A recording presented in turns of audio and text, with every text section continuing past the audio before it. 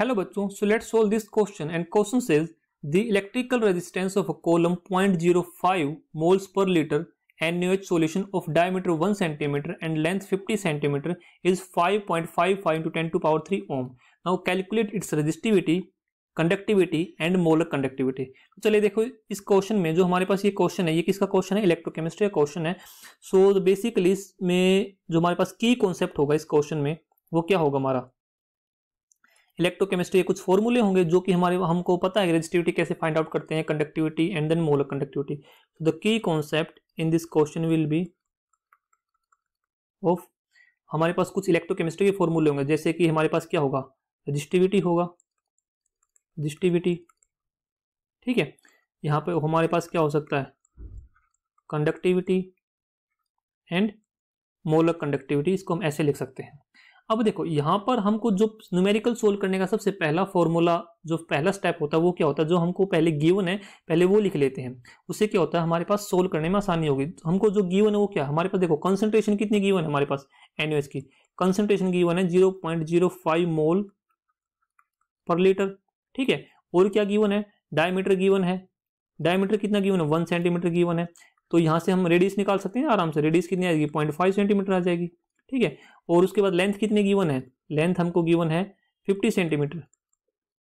ठीक है, और रेजिस्टेंस हमको कितना गिवन है? रेजिस्टेंस भी हमको गिवन है, that is 5.55 into 10 to power 3 Om.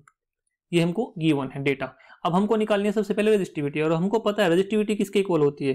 Resistivity देखो, रेजिस्टेंस होता है रो L बाई ए के इक्वल होता है. तो यहाँ से हम रेजिस्टिविटी की वैल्यू फाइंड आउट कर सकते हैं ना. Rho is equal to R A by L हो सकता है, और ए यहाँ पे क्या होता है? हमारा एरिया होता है. देखो यहाँ पे आर की वैल्यू गिवन है, एल की वैल्यू गिवन है. ठीक है, लेकिन हमको यहाँ पे ए की वैल्यू गिवन नहीं है, एरिया की वैल्यू. तो एरिया की वैल्यू हमको यहाँ पे फाइंड आउट करनी पड़ेगी. तो एरिया कैसे फाइंड आउट करेंगे? एरिया होता है हमारे पास पाई आर स्क्वायर के इक्वल, पाई आर स्क्वायर के इक्वल, और आर की वैल्यू हमको यहाँ पे पता है, तो यहाँ से वैल्यू को पुट करते हैं. तो ये वैल्यू आ जाएगी 0.5 सेंटीमीटर का होल स्क्वायर. सो यहाँ से वैल्यू कितनी आ जाएगी? 3.14 into 0.25 centimetre square. That comes out to be 0.785 centimetre square. ठीक है, तो ये जो वैल्यू आई है ये किसकी वैल्यू है? एरिया की वैल्यू आई. तो यहाँ से हम आसानी से क्या निकाल सकते हैं? यहाँ से आसानी से हम निकाल सकते हैं रेजिस्टेंस की, नोट रेजिस्टेंस की वैल्यू. यहाँ से हमको निकालनी है कंडक्टिविटी की वैल्यू. ठीक है, तो यहाँ से हम निकाल लेंगे अभी रेजिस्टिविटी की वैल्यू. तो इसमें देखो रो किसके इक्वल होगा? रो होगा हमारा, आर की वैल्यू कितनी है? 5.55 इंटू 10 टू पावर 3 ओम है. ठीक है, उसके बाद ए की वैल्यू कितनी निकल के आई है? ये वैल्यू निकल के आई 0.785 सेंटीमीटर स्क्वायर निकल के आई है, डिवाइड बाई एरिया. यहाँ पे एरिया की वैल्यू हो गई ना. अब उसके बाद लेंथ की वैल्यू कितनी आई हमारे पास? 50 सेंटीमीटर. ये हमारे पास 50 सेंटीमीटर. अब इसको हम कैलकुलेट करते हैं. कैलकुलेट करने पर हमको देखो क्या क्या मिलेगा यहाँ पे. यहाँ पे अगर मैं इसको कैलकुलेट, देखो एक पावर से तो एक पावर कैंसिल हो गई यहाँ पे. यहाँ पे जो यूनिट आएगी वो किस में आएगी? हमारी ओम सेंटीमीटर में आएगी ना. तो यहाँ से मैं लिख लेता हूँ 5.5 इंटू 0.785.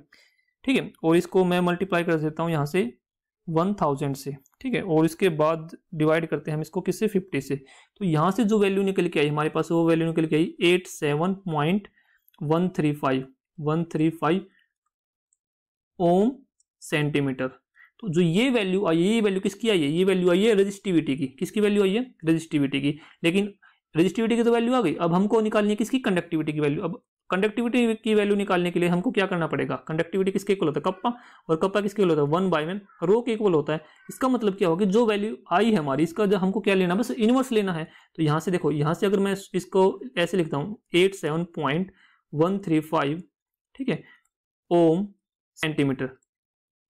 अब इसका इनवर्स लेते हैं. देखो इसका जब हम इनवर्स लेंगे तो इसका इनवर्स कितना वैल्यू आएगी हमारे पास? इसकी इनवर्स की वैल्यू आएगी हमारे पास 0.01148. अब देखो ये ऊपर चले जाएंगे, यूनिट ऐसे चले जाएंगे ना, ओम इनवर्स सेंटीमीटर इनवर्स. और हमको पता है कि ओम इनवर्स किसके इक्वल होता है? ओम जो इनवर्स होता है वो किसके इक्वल होता है? वो साइमन के इक्वल होता है. किसके इक्वल होता है? साइमन के इक्वल है. यहाँ से मैं आराम से लिख सकता हूँ कि जो हमारे पास कप्पा की वैल्यू आई है वो किसके इक्वल आई है?